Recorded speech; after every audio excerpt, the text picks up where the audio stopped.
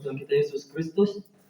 Sebelum kita belajar dan merenungkan kebenaran firman Tuhan, mari kita mohon harapan daripada Tuhan.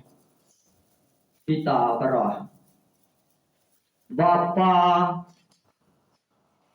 yang kami kenal, Bapa yang kami muliakan di dalam anak-Mu Tuhan kami Yesus Kristus.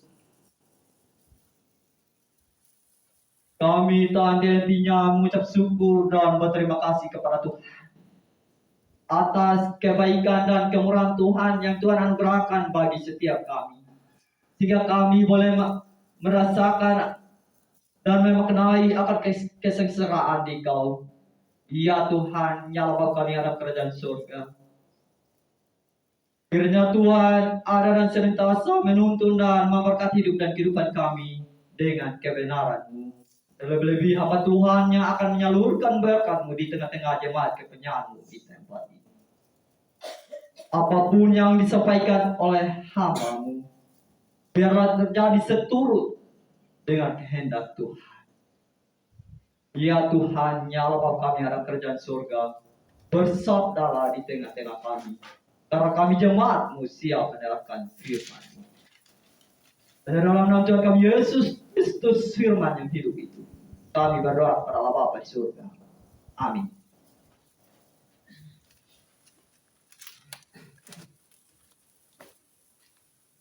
Firman Tuhan yang ditentukan oleh Sinode Gemit untuk kita dalam minggu sengsara pertama ini, dan terambil dari Lukas 9 ayatnya yang 43b sampai ayatnya yang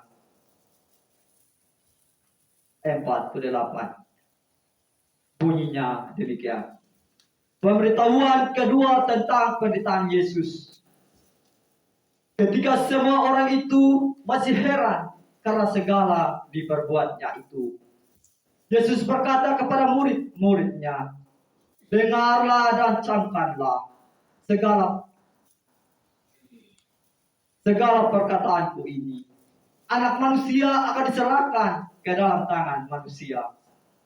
Mereka tidak mengerti perkataan itu, sebab artinya tersembunyi bagi mereka, sehingga mereka tidak dapat memahaminya. Dan mereka tidak berani menanyakan arti perkataan itu kepadanya. Siapa yang terbesar di antara para murid? Maka timbullah pertengkaran di antara murid-murid Yesus tentang siapa yang besar di antara mereka. Tetapi Yesus mengetahui pikiran mereka. Karena itu, Ia mengambil seorang anak kecil dan menempatkannya di sampingnya, dan berkata kepada mereka, barang siapa menyambut anak ini dalam namaku, ia menyambut aku. Dan barang siapa menyambut aku, ia menyambut dia yang mengutus aku. Karena yang terkecil di antara kamu sekalian, dialah yang terbesar. Demikianlah sabda Tuhan.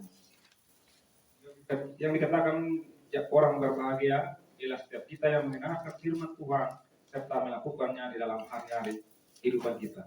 Hosiana. Hosiana. Hosiana. Hosiana. Salam inama. Selamat menaye. Ada bahagia, oh? Ada sukacita di antara kita? Amin. Yang sepatutnya. Antara paga muri nama ada di konati daudaro dakam memuri harus ada sukacita yang sangat besar antara paga muri nama ada. Kenapa? Seperti yang disampaikan tadi oleh pewarta bahwa hari ini di Dauro Herani diperkenankan oleh Tuhan untuk mengikuti minggu pertama. Minggu uru jara tara tapehenge pehweni lagi nenya. Ulama HP lah anak murid di Deo yaitu Yesus Kristus. Jadi untuk itu Pak Mama, sepatutnya lah kita sebagai orang beriman harus bersukacita. Saudara-saudara yang terkasih dalam Tuhan kita Yesus Kristus, untuk hari ini dan di dalam minggu-minggu kita orang Kristen atau rohani di bawah naungan Gemi, kita diberi pembacaan sesuai dengan apa yang ada di hari raya gereja-gereja. Seperti pada hari ini kita masuk dalam minggu pertama, kita diberi pembacaan mengenai Lukas 9 ayat 43b sampai 48. Saudara-saudara yang dikasihi oleh Tuhan kita Yesus Kristus, dalam pembacaan hari ini, saudara-saudara, matahari aja murid. Dari buku murid rotetan oleh darah lokon nabi, yaitu mengenai pengajaran murid Yesus Kristus, karena tu anak-anak sekolah atau daud perhaja. Ngamuri di matara rai ulu mereka orang. Karena pembacaan di nama tahu rotetan oleh bahwa murid Yesus Kristus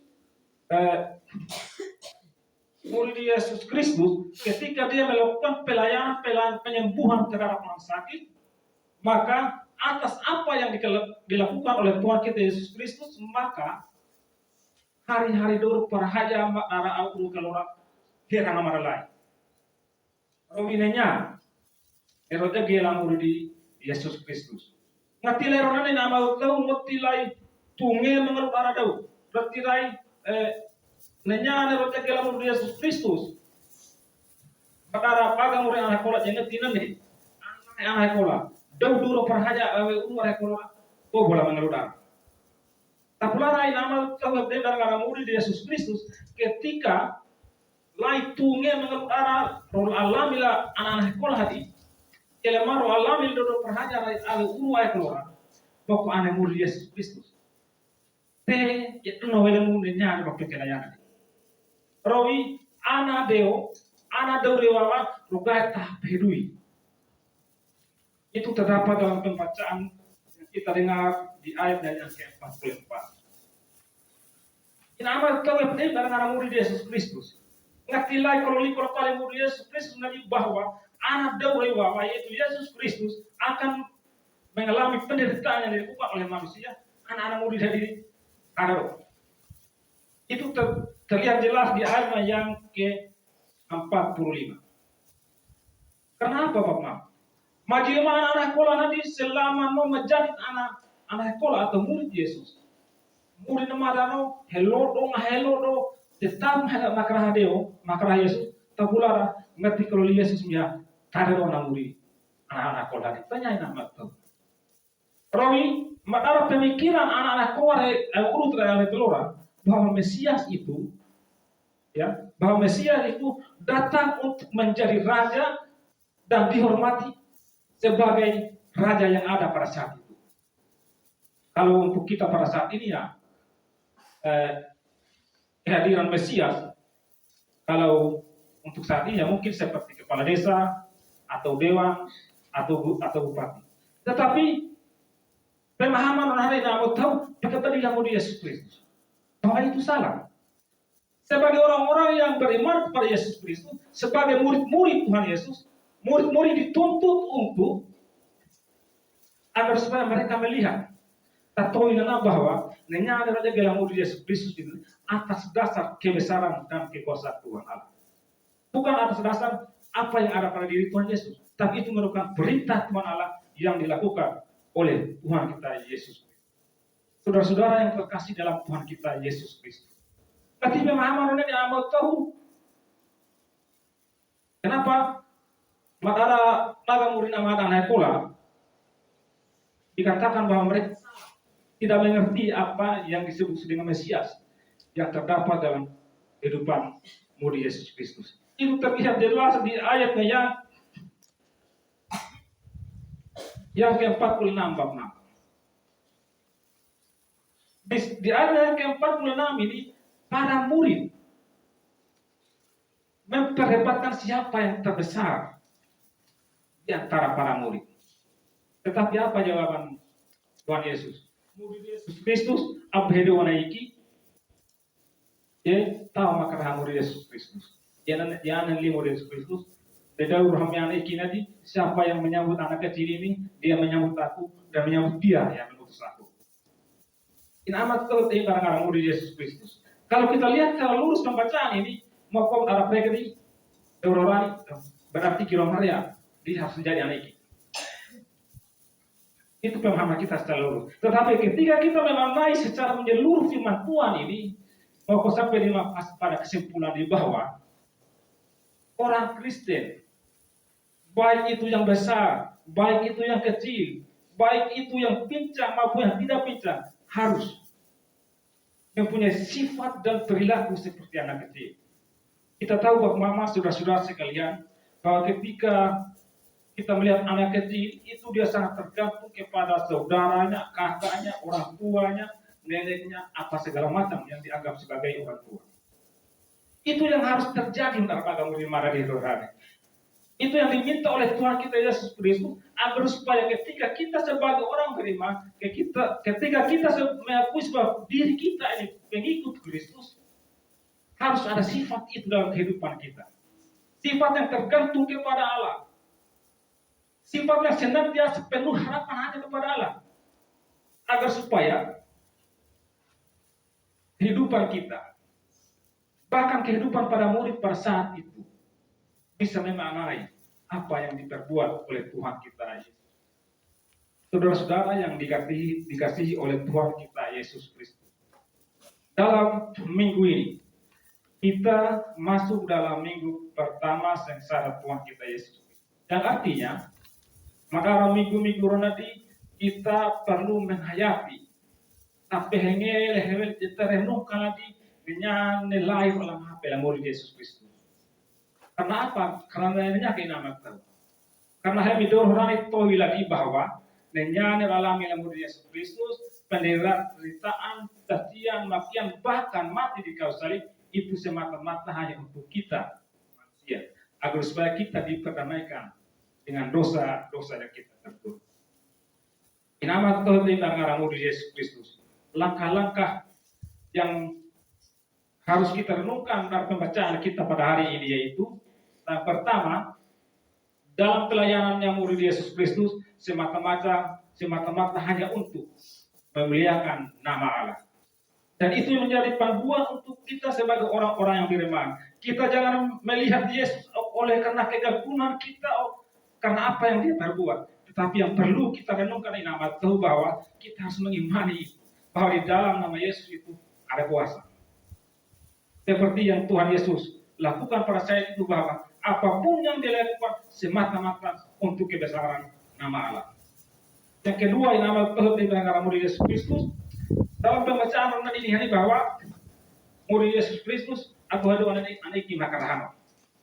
Ini menunjukkan kepada kita bahwa ketika dalam pelayanan orang Kristen atau dia sebagai majelis, sebagai pemuda, apapun itu jenis kedudukannya, kita dituntut agar supaya melayani Tuhan dengan penuh ketulusan hati yang perlu kita renungkan. Nama tahu dengan murid Yesus Kristus. Balik orang Yahudi, hilang pembacaan di nanti ayat pengurangan yang di situ para murid memperdebatkan siapa yang terbesar di antara mereka. Tanya hakku anak murid anak-anak para murid memperdebatkan hal itu, Bapak. Karena pada saat itu mahirai Romawi kuno, ketika seseorang mendapatkan posisi yang terbaik atau terpandang, dia mendapat pelayanan yang terbaik juga. Dia mendapatkan penghormatan yang terbaik juga. Nah itu yang pemahaman anak hakulah mengenai Mesias dengan perayaan dan lagi uberikan. Aku mengerti nama tahu pembacaan murid Yesus menjawab murid Yesus bahwa ketika kamu melayani Tuhan Allah, maka yang kamu harus ketahui bahwa apapun yang kamu lakukan semata-mata untuk memuliakan nama Tuhan. Untuk refleksi untuk kita pada hari ini dalam panduan perenungan itu ada tertulis mengenai satu orang biarawati yang ingin melayani Tuhan. Kalau kita lihat kedudukannya ini amat tahu dia menjadi kedudukan yang sangat terhormat pada saat itu. Tetapi apa yang dilakukan oleh orang ini, seorang perempuan ini? Ketika dia melayani, membuat makanan, minuman, itu dilakukan semata-mata untuk menyambut, memberikan kemuliaan nama Tuhan. Ketika dia melakukan pekerjaannya sebagai perempuan, yaitu kita tahu pekerjaan perempuan itu memasak, membersihkan rumah, melayani anak-anak, itu semata-mata untuk melayani Tuhan kita Yesus Kristus. Sehingga orang ini, banyak orang Kristen di dunia ini mengakui dia sebagai Mama Teresa. Mama dari orang-orang percaya. Itu sebagian besar orang Kristen mengakui seperti itu. Nah, dari refleksi ini Bapak Mama sih mengajarkan kepada kita agar supaya baik itu kita sebagai pemuda, baik itu kita sebagai orang tua, baik itu kita sebagai majelis, baik itu kita sebagai anak-anak mempunyai tanggung jawab yang sama. Tanggung jawab yang sama di sini yaitu kita apapun yang kita lakukan wajib dan harus mencerminkan kebesaran nama Tuhan. Saudara-saudara yang dikasihi oleh Tuhan kita Yesus Kristus, kalau demikian, bagaimana dengan kehidupan kita orang-orang rajua? Apakah dalam pelayanan kita sudah mencerminkan kebesaran nama Tuhan atau tidak? Hal kecil yang perlu kita perhatikan, Pak Mama. Dalam kegiatan era rajua tadi, apakah kehadiran di lebih besar nama lainnya atau kehadiran di lebih riai pada kamar gereja? Itu hal kecil, Bapak. Kalau ikiwarnya masalah lakukan di untuk merenungkan penderitaan yang Tuhan kita Yesus Kristus. Kalau selama ini murid tadi, kita sering kali membuang waktu kita untuk hal-hal yang ada di dunia ini. Mari kita renungkan kembali sejauh mana saya terlibat dalam persekutuan saya sebagai orang Kristen. Kalau 4 jam kita terlibat dalam kegiatan-kegiatan yang ada, hanya 2 jam ataupun 1 jam kita berada di lingkungan gereja untuk memuji dan mempermuliakan nama Tuhan. Apakah itu sebanding, Pak Mama? Lakukan aja bilang. Sementara ketika kita datang di gereja, kita hanya duduk merenungkan firman Tuhan. Dan terlebih pada saat itu merenungkan apa yang terbuat dalam kehidupan kita. Saudara-saudara yang dikasihi oleh Tuhan kita Yesus Kristus, hal-hal ini yang perlu kita renungkan. Sejauh mana saya terlibat dalam persekutuan kita sebagai orang Kristen. Apalagi dalam proses pembangunan gereja yang notabene semata-mata hanya sebagai fisik untuk kita berlindung memuji dan mempermuliakan nama Tuhan. Kita sebagai gedung-gedung gereja kecil, apakah kita mempunyai keinginan untuk membangun gedung yang lebih besar untuk kita bersekutu bersama-sama? Itu menjadi pergumulan saya dan Pak Mama. Sejauh mana keterlibatan kita dalam hal apapun yang ditentukan oleh gereja. Semoga firman Tuhan memberkati kita semua. Amin.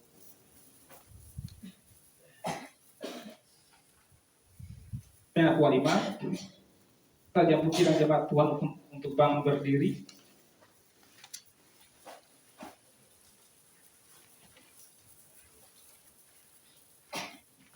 Bersama dengan umat Tuhan di segala tempat, malah kita memperbarui iman